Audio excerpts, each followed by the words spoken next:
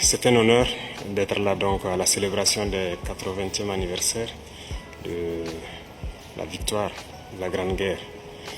Et je tenais donc à vous féliciter et vous remercier donc pour cette invitation qui est un symbole pour nous. Et au cours donc de ma présence ici, je dois avouer que j'ai appris beaucoup de leçons. Cette séance que j'ai pu assister avant le dîner la veille, la séance culturelle, m'a fait comprendre que l'histoire et la culture sont le socle pour bâtir une armée forte et résiliente. Nous avons pu voir ensemble tout le sacrifice que le peuple soviétique a consenti pour que nous soyons dans un monde libre aujourd'hui. Et nous tenons donc à vous dire merci pour cette invitation, parce que ce sont des moments qui nous ont permis aussi de réfléchir à notre situation et de penser à de nouvelles perspectives. Et sur ce, je pense que les obstacles que nous avons aujourd'hui devant nous ne doivent pas nous arrêter. Et les obstacles sont une bonne chose en quelque sorte que nous devons surmonter.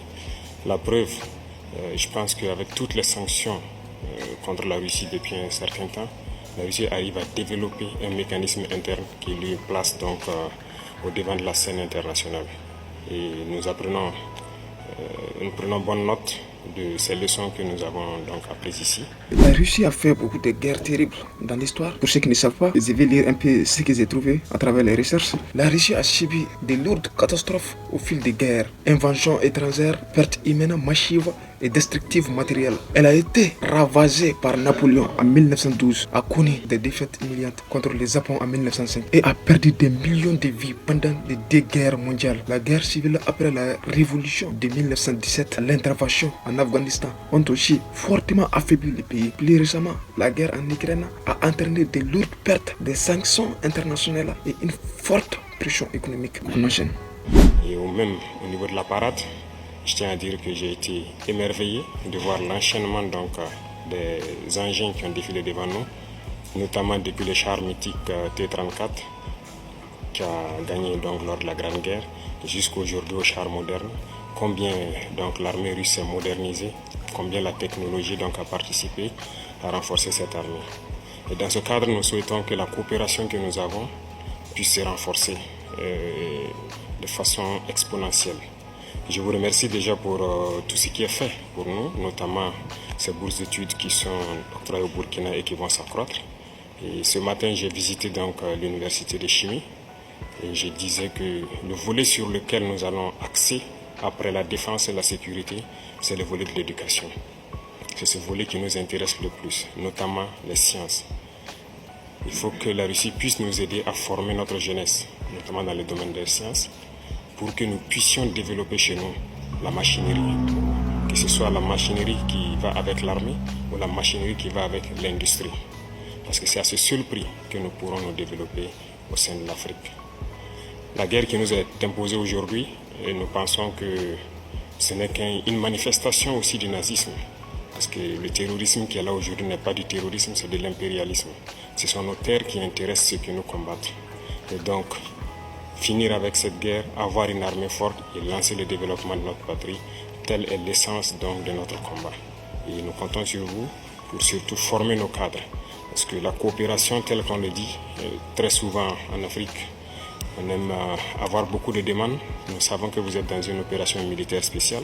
Nous comprenons tous les défis qu'il y a. Et le lendemain, qui est incertain pour le monde entier, nous pouvons comprendre ça. Donc nous ne serons pas là peut-être à demander beaucoup de choses, à demander de l'aide ou quoi que ce soit. Mais l'aide que vous pouvez nous octroyer, c'est surtout ce transfert de connaissances que nous voulons. Et donc nous souhaitons avoir plus de bourses et voir dans quelle perspective nous pouvons nous-mêmes donner des bourses à nos étudiants pour étudier ici. Et dans un troisième temps, comment est-ce que les universités ici peuvent se dupliquer au Burkina Faso, notamment celles que j'ai visitées. Et aussi, il y a beaucoup d'autres universités dans le domaine des sciences. Comment on peut les dupliquer au Burkina Faso avec tous les laboratoires nécessaires qu'il faut pour former de manière pratique nos jeunes et que nous puissions être donc au cœur de notre propre développement. Donc c'est la demande essentielle que nous avons actuellement dans le contexte que nous vivons pour pouvoir transformer tout ce que nous avons sur place, produire beaucoup de choses nous-mêmes et que le Burkina Faso soit un hub où beaucoup de jeunes Africains vont venir et apprendre aussi la science. Parce qu'ici en Russie, vous avez d'éminents scientifiques et il y a eu beaucoup de savants que nous continuons donc d'étudier leurs œuvres. Il vient de soulever un point crucial qui est l'éducation. Vous savez, tout ce que vous devriez retenir est que l'éducation des Africains, c'est de la merde. Et puis c'est tout. Et vous savez, le problème depuis la création des écoles, je ne parle pas d'Afrique seulement, mais de tout le monde entier, c'est le manque de la pratique de ce qu'on nous enseigne. Surtout nous les Africains, c'est pire. Je pense que c'est un arbre où nous pouvons soutirer la science pour nous développer. L'autre chose, c'est surtout dans le domaine militaire. Nous avons beaucoup de projets avec le ministère de la Défense. Nous souhaitons donc... Je ne sais plus quoi dire. Nous les Africains, on n'a qu'à dire monsieur. N'hésitez pas à nous dire ce que vous en pensez dans les commentaires et de partager la vidéo ici. C'est très très important la famille. Et on se dit à la prochaine vidéo.